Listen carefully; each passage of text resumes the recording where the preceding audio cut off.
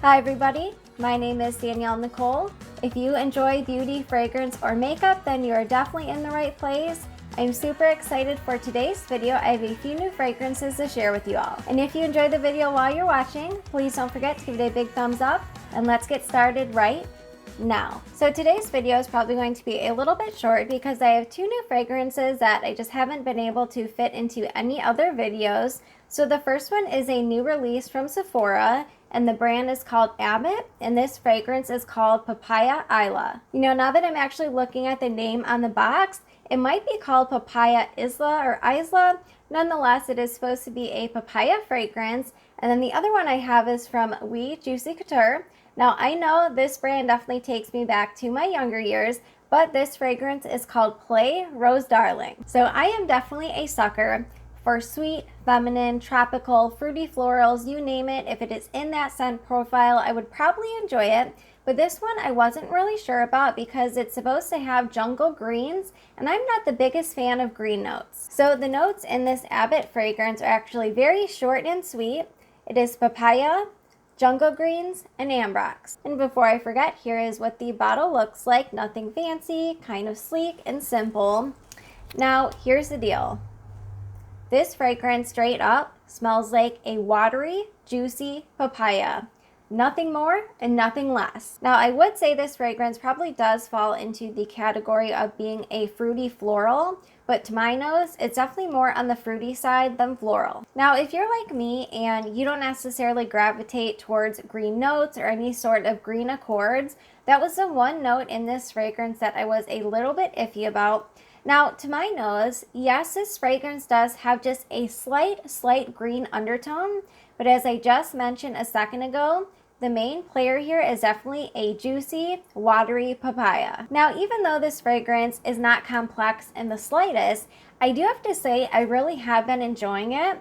I don't think I have any fragrances that have a papaya note in them, and that note is definitely front and center. Now, no, this fragrance is definitely not super strong by any means. Now, it is an eau de parfum, but in my opinion, it really borders between an EDT and an EDP. So not super long lasting. I would say I do get about a good 4 hours before this starts to die out. But again, keep in mind fragrances are subjective, just sharing with you my experience. So basically this is a slightly watery, yet very bright and uplifting, and also sweet papaya.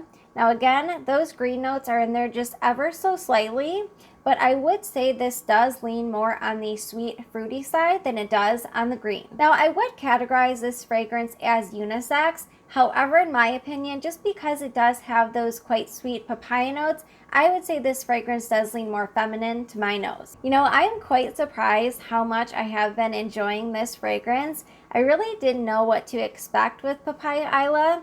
But if you love sweet, tropical, fruity florals, I really don't think you can go wrong. And even though this is not a complex fragrance, there is just such an addictive quality to it. And I do think it has to be that papaya note because again, I just don't have any other fragrances that really focus on that note front and center like this one does. And I'm so excited we finally had a couple of warm days, you guys. I feel like spring just completely passed over us. It went from basically winter to summer. Today it is quite hot.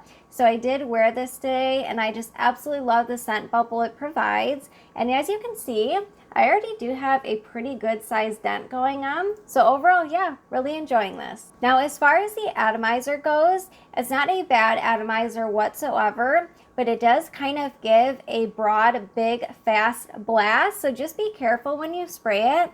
So I'm not going to spray it like this because it is going to go all over, but hopefully you guys can see. I'll just give myself a little spritz. It's just so juicy and fresh and sweet, but definitely not cloying. All right, next let's move on to the new Oui Juicy Couture Play Rose Darling. I know you guys, this brand is definitely marketed towards a younger crowd. However, I decided to blind buy this fragrance because it had the note of strawberry in it in addition to pink pepper. Boy, oh boy, was I glad I decided to pick it up. First of all, just take a look at how cute the packaging is. It has a little charm hanging on there, and the cap is like a diamond. So I know, again, geared towards the younger crowd, but I must say I really do like the packaging. So first of all, this fragrance was pretty inexpensive. I want to say it was around $30 or so. Now again, nothing extraordinary, nothing complex. Yes, it is probably geared towards the younger crowd, but I really do enjoy this fragrance. So with Rose Darling, the focus is definitely on the rose. So this is definitely a floral forward fragrance. Now rose is actually a note that is not my favorite when it comes to florals. I'm quite picky when it comes to rose. But the one thing I really like about the way they did the rose in this fragrance, it is definitely not mature, but it's also not a sugary sweet rose bomb either. So it's kind of right in the middle. Now, even though the rose is definitely the star player in this fragrance, this also has strawberry and pink pepper. So all three of those notes I do find are blended quite nicely. This is going to be a great fragrance for me to just grab and go when I'm hurry in the morning and I have to work at the office and I don't want anything overpowering. I just want to wear a nice elegant floral that isn't too sweet, nothing that's too heavy. This is going to be perfect for those days. So here, let me just spray it on my arm.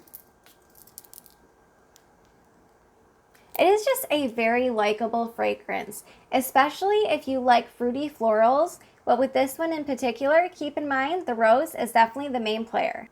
You know, I really do enjoy the way they did the strawberry in this fragrance. Sometimes fragrances with strawberry can just be very complex, deep and green, or go the other route and be super creamy and very sweet and dense. But this one I find is blended quite nicely. So if you typically enjoy fruity florals like I do, and you are just looking for something very light and easy, carefree, something that you can just grab and go, I would definitely recommend taking a look at these two. So definitely let me know what you guys think down below. Are you team papaya or team rose and strawberry? Well, I really hope you all enjoyed today's quick review of Papaya Isla and Clay Rose Darling. Don't forget to drop all of your thoughts down below in the comment section. Thank you all so much for watching. If you did enjoy the video, please don't forget to give it a big thumbs up, and I look forward to seeing you in my next video. Bye guys!